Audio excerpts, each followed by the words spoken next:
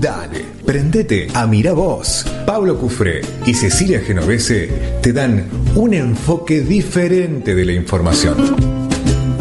Estamos en comunicación con la politóloga Claudia Lobato, una persona que a lo largo del año nos ha acompañado, compartido sus reflexiones sobre la cuestión política, la cuestión social, siempre con claridad y muy buena disposición. Y estamos terminando el año y queríamos justamente cerrar esta parte conversando con ella, haciendo un balance respecto de este año muy agitado, 2025. Claudia, buen día. Pablo Cufré, Cecilia Genovese, te saludamos. Muy buenos días, Pablo. Buen día, Cecilia. ¿Cómo están? Todo bien, todo bien. Bueno, primero te queremos agradecer esta participación recurrente con nuestro programa, porque aportás claridad y conocimiento y está muy bueno y es muy valorado también. Bueno, muchas gracias. Siempre es un gusto. Bueno. Ustedes, la verdad que disfrute. Bueno, muchas gracias. Bueno, vamos ahora sí al tema. Pasó este año electoral, un año que fue una montaña rusa de emociones, de situaciones, de llega, no llega, se cae, el triunfo después del oficialismo. Hoy la euforia del gobierno y de quienes acompañan las medidas que toma. ¿Cómo podemos meterlo todo junto en un año esto? Muy amplia la reflexión que hay que hacer, ¿no? Sé que fue un año muy complejo, lleno de cisnes negros, podría decir.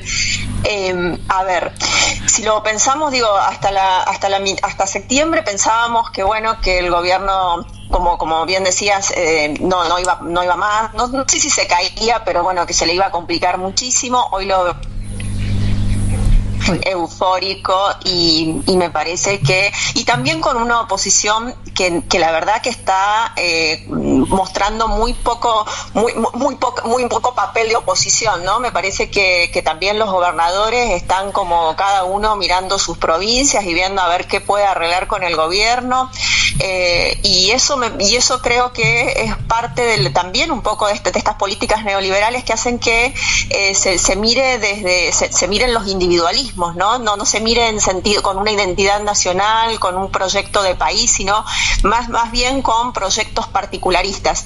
Y creo que eso, y la oposición está aportando esto al gobierno, y el gobierno creo que lo está, capitalizando. Hoy vemos que una oposición muy desgastada, si hablamos, de la mayor oposición, que es el peronismo, todavía sigue con problemas, con el problema de la sucesión del liderazgo, y eso creo que es algo que todavía no pueden salir. Pensaba, en esas nuevas canciones que hablaba Axel Kicillof en su momento. Me parece que todavía no encuentran la nueva canción, no encuentran cómo hablarle a la sociedad. Uh-huh. Pero la política en general no está escuchando a la sociedad, porque, hay que pensar también que hay una mitad de la sociedad, que si bien ha revalidado a Javier Milei en el gobierno, pero hay otra parte de la sociedad, otra mitad, que no está conforme, pero tampoco encuentra una salida, tampoco ve un horizonte claro, no entiende quién, no está escuchada por nadie. Sí, efectivamente. Que me hubiera gustado terminar más optimista, y la verdad que creo que estamos terminando bastante pesimistas el año. Parece que hay una sociedad fatigada, una sociedad cada vez más deshumanizada, más individualista, y esto es preocupante. Y probablemente sea además, seguro, obviamente, es la base sobre la cual arranca el 2026. Tal cual. Creo que estas reformas estructurales que está proponiendo el gobierno, que digo que es un revival de los 90, y todo desde las relaciones con Estados Unidos y todo, me parece que estamos volviendo, sabemos qué son los resultados, sabemos que va a ser mayor una profundización de las desigualdades, una profundización, me parece, una pérdida de derechos sociales. Entonces creo que este 2026 se presenta bastante complejo, y me parece que la oposición debería ser clave para limitar los excesos del gobierno, y yo la veo que no está, al contrario, vemos que se están cada vez fragmentando más y uniéndose, digamos, al gobierno. Entonces yo creo que el año se presenta muy complejo y muy poco favorable, digamos, para la sociedad. Me parece que estamos más yendo a una peruanización, con la diferencia que nosotros tenemos una clase media, pero me parece que esa clase media hoy va a desaparecer, digamos, de seguir con esto. Y lo que va a provocar, o sea, habría que ver qué hace esta clase media, si va a tolerar desaparecer, a diferencia de otras sociedades, digamos, como la peruana, donde no hay claramente una clase media, pero lo estamos viendo, la reforma educativa también. Me parece que estamos yendo claramente a profundizar desigualdades, a claros ganadores y perdedores, y la verdad que una democracia bastante restringida, digamos, para unos pocos, ¿no es cierto? Sí. Ahora, ¿y por qué te parece que o no hay reacción o hay aceptación, incluso acompañamiento de la sociedad? ¿Algo se modificó? O sea, estamos a pocos días de una fecha emblemática, como fue el 19 y 20 de diciembre de 2001, donde la reacción social era otra. Es cierto que también era por plata, ¿no?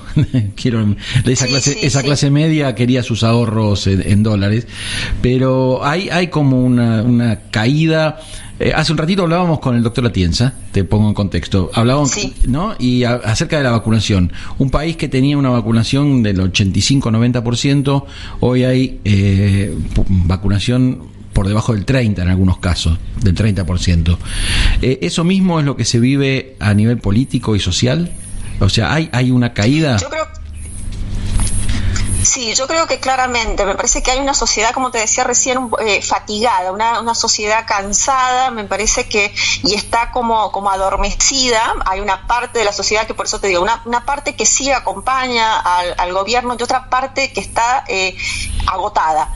Me parece que es la diferencia. Quizás en el 2001 lo que había, como vos decís bien, le estaban tocando el bolsillo directamente a la clase media. En esto es distinto, pero o sea, sabemos que los resultados van a ser posiblemente los mismos, una desaparición, o sea, y lo estamos viendo, una desaparición de la clase media, pero quizás es una sociedad totalmente fatigada, una sociedad adormecida, posiblemente por tantos años quizás de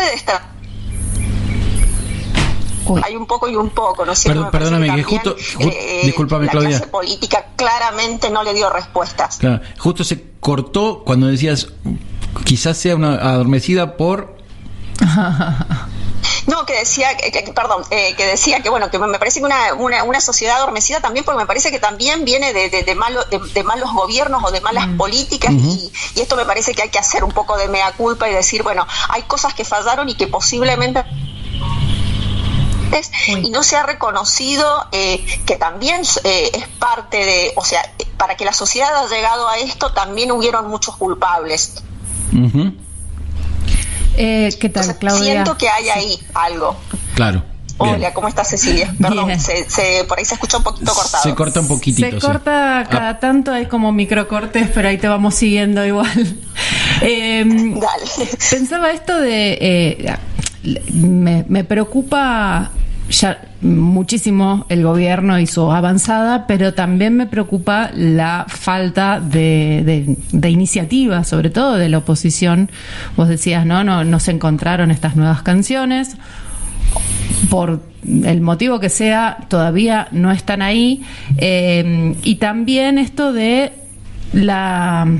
el mea culpa del mal gobierno que vino detrás del mal gobierno de Macri, que a veces parece que nos olvidamos, ¿no? Porque todo esto, el endeudamiento tremendo, la pérdida de poder adquisitivo brutal inicial fue con Macri, después vino Alberto que no logró solucionar ninguno de esos problemas y terminamos en este momento.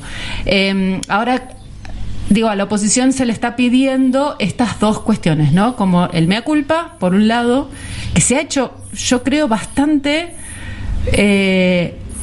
tal vez más en la militancia que desde la dirigencia, pero que se ha hecho esto de qué gobierno de mierda que tuvimos, hablando en criollo, y una propuesta a futuro.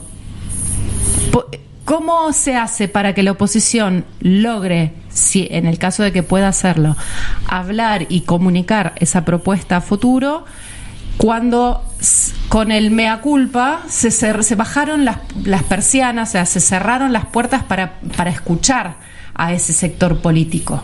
No sé si me explico en la pregunta. Sí, yo creo que, o sea, a ver, yo lo que siento es que la opción y digo, voy a hablar de la mayor oposición, digo que es el peronismo. Sí. O sea, el problema lo tiene hoy que siguen peleando el tema de los liderazgos. Entonces me parece que mientras que eso se escuche más alto que las propuestas y que los cambios o que lo que proponen como de acá para adelante, porque es cierto, tampoco podemos estar todo el tiempo mirando para atrás lo que hicimos mal, tenemos que proponer algo para adelante, pero se tiene que escuchar más fuerte que las peleas internas o las peleas por quienes van. Y creo que también pasa en el radicalismo, pero bueno, estamos hablando de la mayor oposición del gobierno, que es el peronismo, y me parece que eso es, que no se está escuchando las propuestas claras, no se está escuchando un proyecto de país, y eso es lo que hace que la gente esté como todavía esperando a ver qué pasa, a ver qué, o todavía con un dejo de esperanza, y aunque cada vez, digamos, vea que los sacrificios son peores los que tiene que hacer, dice, bueno, pero no estoy viendo nada claro del otro lado. Entonces creo que ahí está el problema. Y pensaba un poco en esto justamente cuando de la charla en general que íbamos a tener hoy como balance del año, yo pensaba en Verónica Gago, cuando ella habla en su libro de la razón neoliberal, cómo digamos el neoliberalismo permea tanto desde abajo como desde arriba. Entonces digo, cómo va modificando esos modos de hacer y de pensar, tanto desde arriba como abajo, y cómo vamos deshumanizándonos, ¿sí? Cada vez más individual. Cada uno está pensando en cómo salvarse solo, no en lo colectivo. Entonces estamos perdiendo, digamos, esa idea esa idea de proyecto de país, esa idea de proyecto de sociedad, y cada uno está mirándose. Y yo pensaba, por ejemplo, en todo este tiempo, por ejemplo, bueno, la marcha de los miércoles, los jubilados, como ya parece que nada nos impacta. Pablo Grillo ya nos olvidamos, después nos olvidamos, digo, del 3% de la Andis, o sea, es como que en un momento impactan y después nos vamos olvidando de todo eso y dejamos que todo pase. Entonces digo, hay una deshumanización de la sociedad y una deshumanización claramente de la política en general, digo, y eso me parece que va para todos. Sí, pero juega muy a favor del gobierno en este momento. Digo, todo eso les sirve. Por supuesto, por eso digo que ahí se explica un poco, son neoliberal, digo. Claro, cualquier cisne negro, cualquier cuestión escandalosa de corrupción o de situaciones represivas que en otro momento no hubiesen sido toleradas por esta sociedad, terminan siendo naturalizadas o pasan de largo. Sí, eso este año fue muy muy brutal en ese sentido, haciendo balance, ¿no? Empezando por Libra, la Andis, la valijera, la represión a jubilados todos los miércoles, o sea, fue como muy brutal en el sentido de y todos los días nos enteramos a que cierra, le decimos 50, 100 despedidos, 200 despedidos, y es como nada, ¿me entendés? O sea, eso es como hay una coraza salimos a decir paren que estamos reventando la industria, que estamos reventando el país, que volvemos a ser una colonia, extractivista, y nada, o sea, es como, por eso digo que hay una sociedad que está totalmente adormecida. Yo, ustedes saben que estoy viviendo en Mendoza, con todo lo que pasó con el tema del proyecto minero San Jorge, y hoy estamos viendo, por ejemplo, en la votación, 5 justicialistas que habían acordado que iban a votar todos en contra, se dieron vuelta a último momento y votaron a favor del proyecto. Entonces creo que ahí hay claramente la sociedad que está mirando eso. Obviamente hay una disección total. Claro. Entonces digo, podemos esperar poco, hoy se puede esperar poco de la oposición. Sí. Prácticamente nadie está esperando nada, que eso también es un problema porque lleva una anomia absoluta. Es muy tal cual. El sábado pasado hablamos con un autor de uno de los ensayos de una compilación de ensayos que se llama Argentina Resentida, que lo coordina Cristian Alarcón. En uno de los ensayos de ese libro, que hay algunas cuestiones pude buscar, hablaban de una mutación de lo moral en la sociedad, ¿no? Como una transformación en donde, por ejemplo, la felicidad pasa a ser algo que se logra de manera individual, y ya la felicidad en sentido colectivo se diluye, ¿no? Ya no importa, o no está dentro de la concepción de la búsqueda de la felicidad. Tiene un poco que ver con esto que decías, ¿no? Sí, pensaba, tal cual. Me parece con esa permeabilidad, digamos, de esta individualidad, de esto del sálvese quien pueda. Y así lo vemos, lo vemos con el vecino y lo vemos, digamos, con las provincias. Por eso digo, hoy los gobernadores, digamos, la política se ha provincializado en realidad. Claro, iba a ir a eso justamente, ¿no? Que cada vez más se van separando las provincias y los intereses pasan a ser propios de cada lugar. No podemos desconocer, y también es parte de este año, la influencia, la parte política internacional, ¿no? Sí. La influencia, el impacto que ha tenido la participación de Estados Unidos en la política nacional. Claramente, una injerencia total, digo, en nuestra política interna, pero no solamente, digo, y uno está mirando claramente Estados Unidos cómo está interfiriendo, digamos, en las políticas internas de distintos países, pero en Argentina ha sido muy claro. A mí me sorprende tengo algunos colegas politólogos que dicen, bueno, que es una invitación al desarrollo. Yo estoy totalmente, digo, esto no es una invitación al desarrollo, esto es una invitación a la subordinación, es un revival de la teoría de la dependencia, digamos, no quizás como en los 70 o en los 60, no hablando de ese tipo de dependencia, sino que estamos claramente en una subordinación total financiera, digamos, y claramente dirigidos por Estados Unidos directamente, o sea, digamos, desde lo más burdo. Hoy digamos, nuestro Ministerio de Economía creo que está mucho más en Estados Unidos que acá en Argentina. Acá son voceros, me parece, de Estados Unidos. Sí. Efectivamente. Para cerrar, para arriba un poco, después de este balance tan optimista, nada, se me ocurre pensar esto. No, igual nosotros venimos así todos los programas, Claudia, no te preocupes. Pero pensaba esto, cómo pensar claves de acción de acá en adelante para el próximo año. Digo, pensando en, bueno, el balance de este año es y no hay nada mejor que ver al problema y medirlo y agarrarlo para poder tratar de resolverlo, ¿no?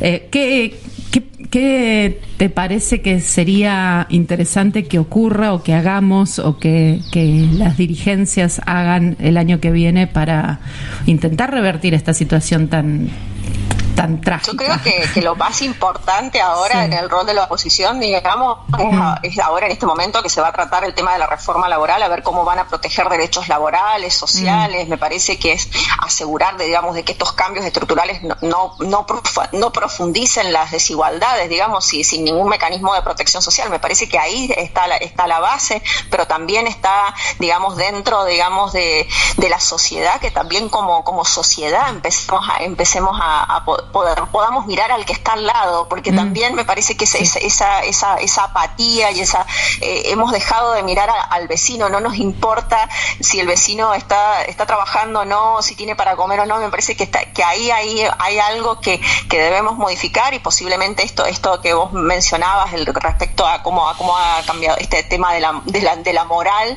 esta afectación, y me parece que es tratar de volver por lo menos a humanizar la vida, entre todos, y volver a revalorizar lo colectivo, lo público. Hay una desvalorización de todo, me parece, y también, o sea, si han podido mirar un poco esto el proyecto, digamos, de la reforma educativa, también es terrible. Entonces creo terrible, porque esto va a segmentar mucho más la sociedad, la va a fragmentar mucho más, va a hacer las posibilidades para los que puedan, van a tener educación de calidad, y el resto va a tener una educación mediocre, digamos, como sucede en Chile. Entonces me parece que es poder mirar de nuevo colectivamente, poder buscar, digamos, para atrás nuestra historia. Digamos, nosotros tenemos una historia de derechos sociales muy rica, con la educación pública. Entonces me parece que es empezar a buscar esos valores, y los que tengamos por ahí acceso a la voz pública, digamos, lo que tenemos por ahí, la oportunidad es esto, es alentar a la gente a buscar de nuevo ese germen, digamos, y esa identidad nacional que en algún momento nos hizo ser el país que somos, digamos. Me parece que no todo está perdido, pero si seguimos así, sí. Claro. Entonces creo que ahí está el desafío. Sí. Así es. Bien. Bueno, Claudia, muchísimas gracias por esta comunicación y por toda la participación a lo largo del año, compartiendo tus ideas, tus opiniones, tus miradas, que nos enriquecen a nosotros, a la audiencia, así que es un placer siempre conversar contigo. Te deseamos felices fiestas y ya nos encontraremos en el futuro. El próximo año. Bueno, la verdad que un gusto, es recíproco el placer de charlar, y la verdad que también un buen año para todos, y la verdad que, bueno, ojalá que podamos encontrar la salida, y un poco, ya, como vuelvo a decir, un poco nos volvamos un poco más humanos nuevamente. Así es un buen deseo. Que tengas lindo día. Gracias.